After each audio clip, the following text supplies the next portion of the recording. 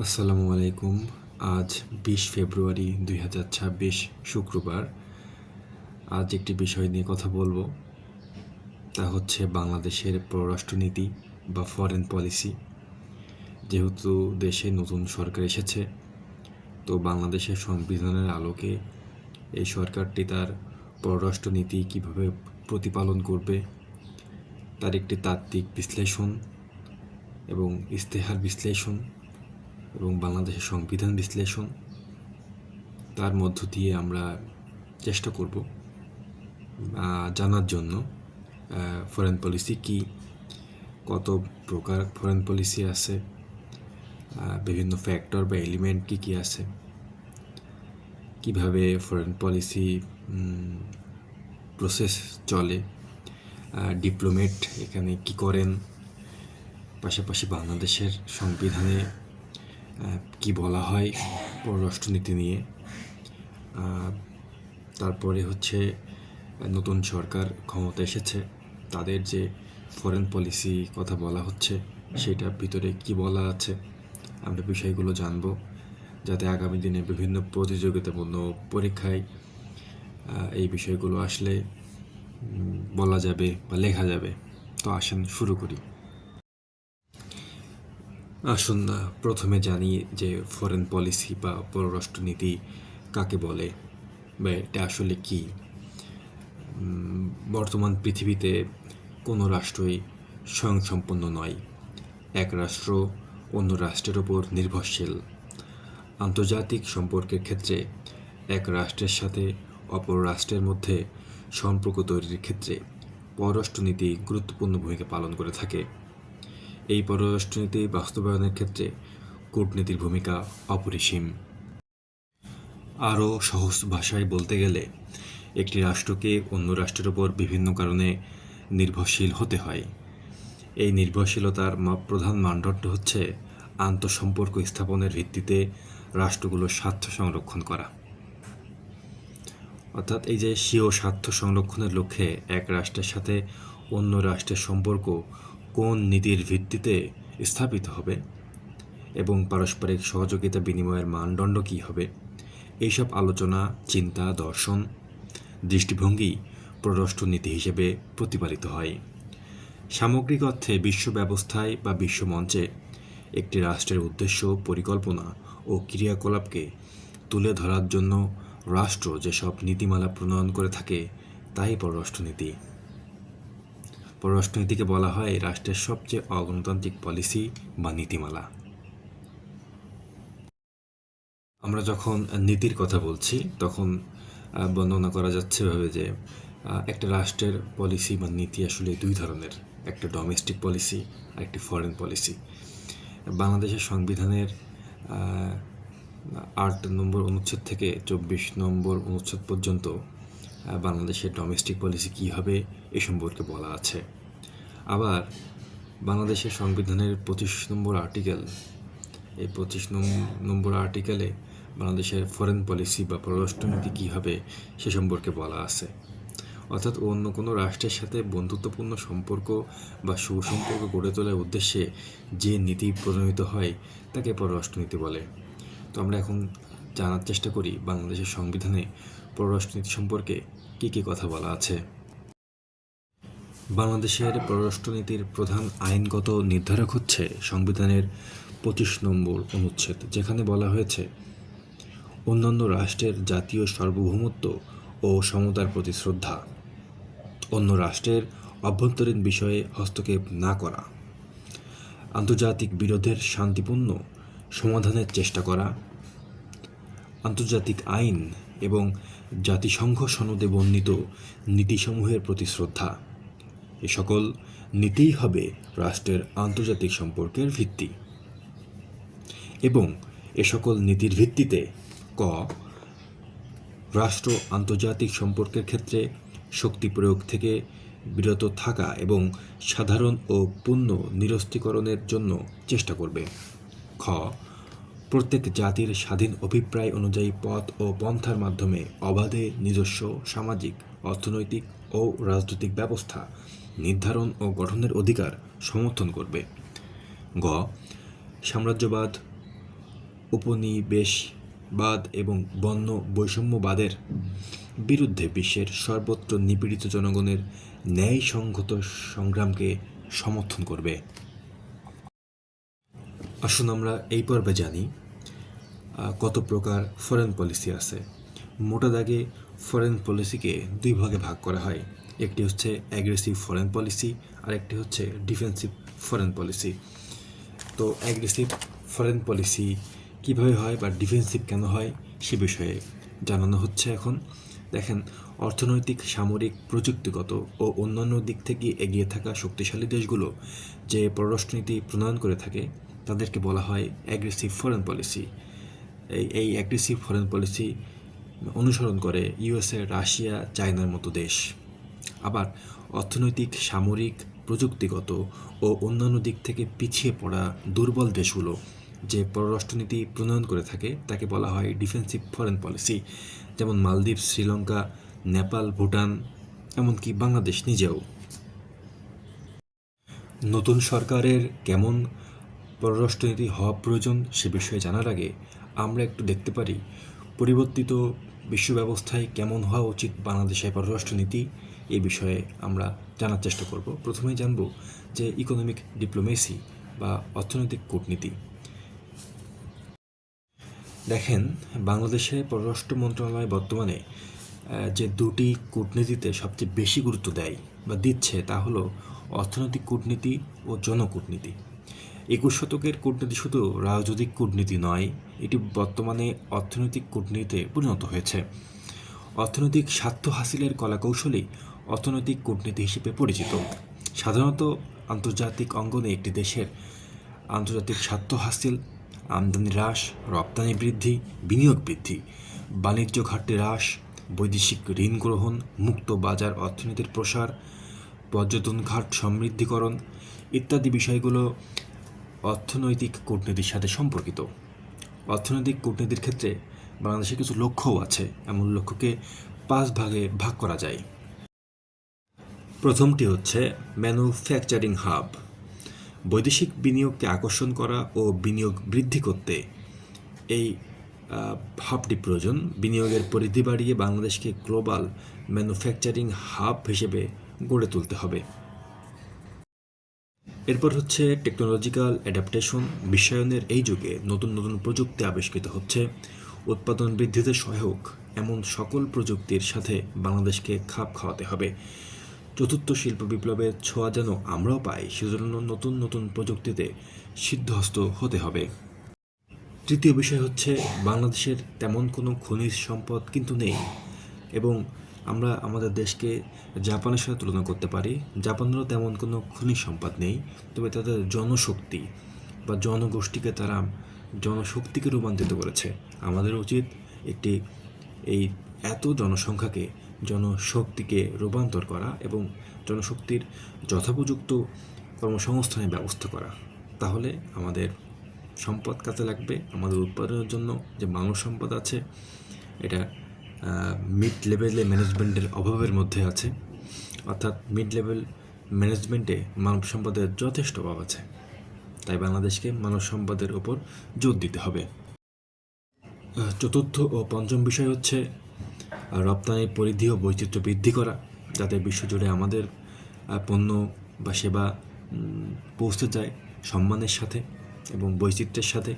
আরেকটি হচ্ছে যে প্রবাসী বাংলাদেশিদের উন্নত সেবা প্রদান করা। দেখেন, পৃথিবীর প্রায় 126টি দেশে প্রতিদিন অসংখ্য বাংলাদেশি দক্ষ অদক্ষ শ্রমিক যাচ্ছে। তাই তাদের প্রতি বা অর্থাৎ প্রবাসীদের প্রতি আন্তরিক সেবা নিশ্চিত করা এটা একটা দায়িত্বের মধ্যে পড়ে। যাই হোক, এখন আমরা বাংলাদেশের বাস্তবতায় নতুন সরকারের যে পলিসি সেই পলিসির মধ্যে কী কী বিষয় অন্তর্ভুক্ত আছে সেগুলো জানার চেষ্টা করব। প্রথম বিষয় হচ্ছে বাংলাদেশের নতুন পররাষ্ট্রমন্ত্রী তিনি বলেছেন যে বর্তমানে বাংলাদেশের পররাষ্ট্রনীতি অনুসরণ করবে সাবেক প্রেসিডেন্ট জিয়াউর রহমান তিনি যেভাবে পরিচালনা করেছেন। তো আসুন আমরা জানার চেষ্টা করি জিয়াউর রহমানের যে শাসনামলে উনি ঠিক কেমন পররাষ্ট্রনীতি গ্রহণ করেছিলেন। আগস্টের পট পরিবর্তনের পর রাষ্ট্রপ্রধান হিসেবে দায়িত্ব গ্রহণ করেছিলেন জিয়াউর রহমান। খন্দকার মোস্তাকের ক্ষমতা গ্রহণের সাথে সাথে চীন, পাকিস্তান ও সৌদি আরব নতুন সরকারকে স্বীকৃতি জানিয়েছিল। আর এভাবেই মুজিব পরবর্তী বাংলাদেশের বৈদেশিক নীতি চীন, সনাতন মুসলিম বিশ্ব ও যুক্তরাষ্ট্র ঘেঁষা বলে লক্ষ্য করা যায়। সৌদি আরব ও চীনের স্বীকৃতি আসে প্রথমবারের মতো, আর এসব স্বীকৃতির ব্যাপারে নতুন সরকারের আগ্রহ দেখে এটা স্পষ্ট হয়ে ওঠে যে বাংলাদেশ ভারত সোভিয়েত অক্ষ থেকে বের হয়ে আসছে। জিয়াউর রহমানের বৈদেশিক নীতির দুটো গুরুত্বপূর্ণ দিক হচ্ছে চীনের সাথে সম্পর্ক বৃদ্ধি ও সনাতন আরব দেশগুলোর সাথে সম্পর্ক উন্নয়ন।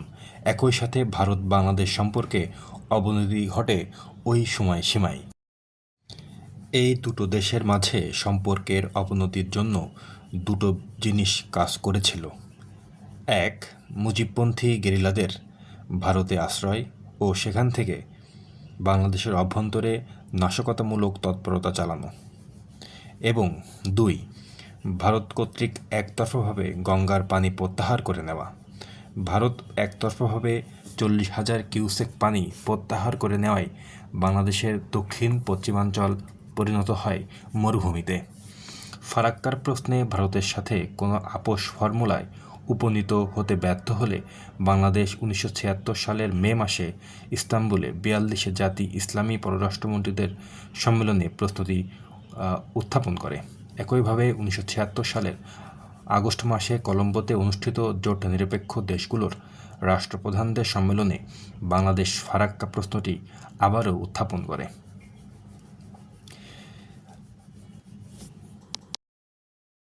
দুই বৃহৎ সমাজতান্ত্রিক দেশ চীন ও সাবেক সোভিয়েত ইউনিয়ন, এই দুটো দেশের মাঝে সম্পর্ক উন্নয়নের ব্যাপারে জিয়াউর রহমান চীনকে বেশি গুরুত্ব দিয়েছিলেন। 1977 সালের 23 মার্চ তিনি চীন সফর করেছিলেন।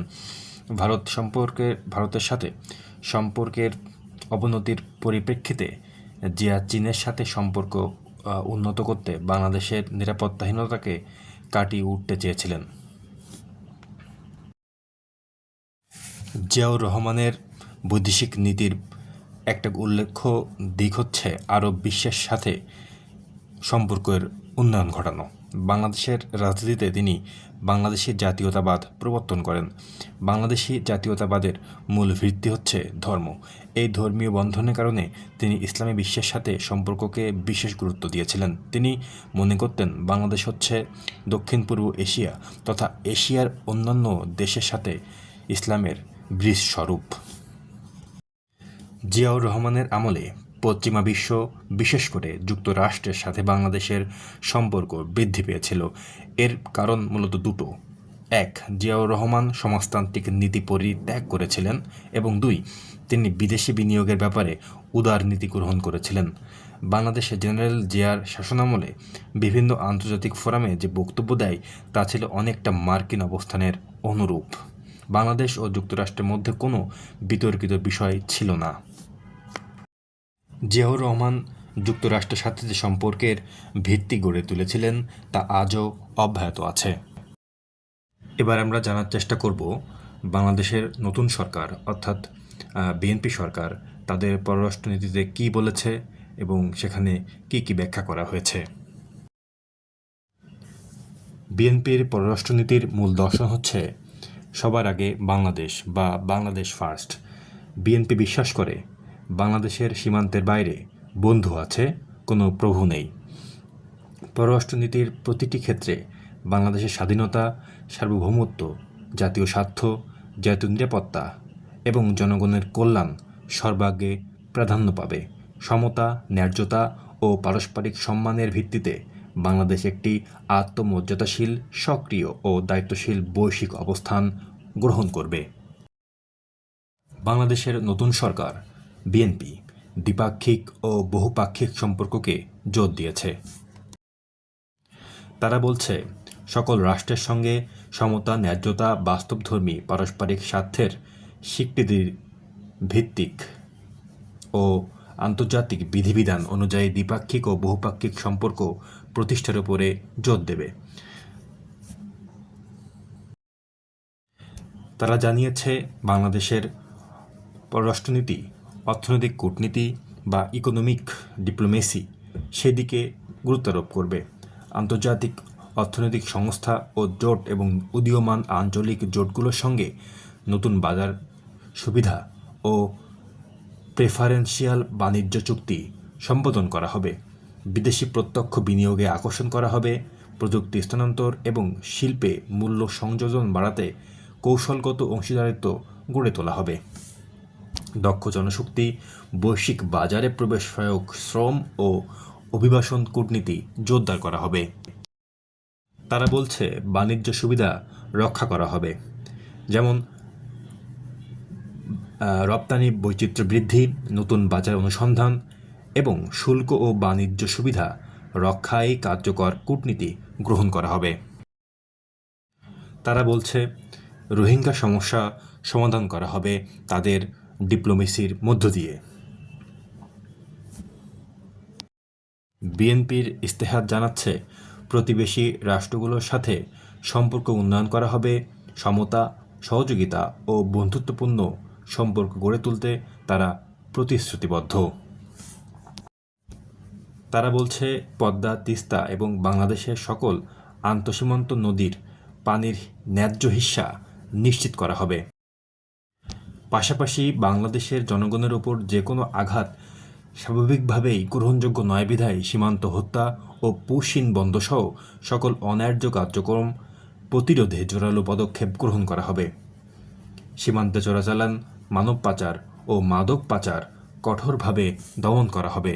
এটাই হবে তাদের সীমান্ত নিরাপত্তা বিষয়ক আন্তর্জাতিক তাদের পররাষ্ট্রনীতির অংশ। ঐতিহাসিকভাবে মুসলিম বিশ্বের সাথে যে সম্পর্ক বিএনপি রয়েছে সেটি আবারও কাজে লাগাতে চায় দলটি। মুসলিম বিশ্বের সাথে বিএনপির ঐতিহাসিকভাবে গভীর সম্পর্ক ছিল। সম্পর্ক আরও গভীর ও শক্তিশালী করার জন্য আন্তরিক প্রচেষ্টা অব্যাহত থাকবে। তাদের ইস্তেহার জানাচ্ছে উপসাগরীয় দেশগুলোর সাথে কৌশলগত অংশীদারত্ব গঠন করবে দলটি। এই অংশীদারত্ব পারস্পরিক অর্থনৈতিক উন্নয়ন, খাদ্য নিরাপত্তা, ডিজিটাল রূপান্তর, সাইবার নিরাপত্তা এবং সামরিক ও শিল্প প্রশিক্ষণ বিষয়ক সহায়তা বৃদ্ধির জন্য কাজ করবে। এই ইস্তেহারে বলা হয়েছে ইন্দো প্যাসিফিক অঞ্চলের শান্তি ও নিরাপত্তা বজায় রাখা এবং অর্থনৈতিক সমৃদ্ধি অর্জনে শক্তিশালী ভূমিকা গ্রহণ করা। এভাবেই গড়ে উঠবে আঞ্চলিক ও আন্তর্জাতিক সম্পর্ক। এখানে বলা হয়েছে সার্ক ও আসিয়ান অঞ্চলের পাশাপাশি আমেরিকা, ইউরোপ, প্রাচ্য, দূরপ্রাচ্য, আফ্রিকা ও ওশেনিয়া অঞ্চলের দেশ এবং অর্থনৈতিক জোটগুলোর সাথে দ্বিপাক্ষিক ও বহুপাক্ষিক সহযোগিতা বৃদ্ধির প্রচেষ্টা অব্যাহত থাকবে। সরকারের নতুন পররাষ্ট্রনীতি হবে বৈশ্বিক বাণিজ্য ও কৌশলগত অংশীদারত্ব নির্ভর। কৃষি ও শিল্প কারখানার কাঁচামাল সরবরাহ এবং বাণিজ্যিক সম্পর্ক বহুমুখীকরণের লক্ষ্যে দক্ষিণ আমেরিকা ও আফ্রিকার সঙ্গে বাণিজ্য সম্প্রসারণের জন্য কার্যকর উদ্যোগ গ্রহণ করা হবে। বঙ্গোপসাগরীয় অঞ্চলের ভূ রাজনৈতিক বাস্তবতা, জলবায়ু পরিবর্তনজনিত দুর্যোগ মোকাবেলা, maritime security, freedom of navigation, উপকূলীয় নিরাপত্তা এবং শান্তিপূর্ণ বিরোধ নিষ্পত্তি বজায় রাখার জন্য আঞ্চলিক কৌশলগত অংশীদারত্ব বৃদ্ধি করা হবে। এছাড়া তারা সফট পাওয়ার, ক্রীড়া ও সাংস্কৃতিক কূটনীতিতে গুরুত্বারোপ করবে। পাশাপাশি পররাষ্ট্র মন্ত্রণালয় ও প্রশাসনিক সক্ষমতা বাড়াতে কাজ করবে, যেমন পররাষ্ট্র মন্ত্রণালয় ও দূতাবাসসমূহে জনবল ব্যবস্থাপনা, দক্ষতা ও সক্ষমতা বৃদ্ধির জন্য বাড়তি নিয়োগ, বিদেশে মিশন কার্যক্রম সম্প্রসারণ এবং বিভিন্ন পর্যায়ে প্রশিক্ষণ প্রদান করা হবে। প্রবাসীদের কল্যাণের জন্য দূতাবাসসমূহের সক্ষমতা ও তৎপরতা বৃদ্ধি করা হবে।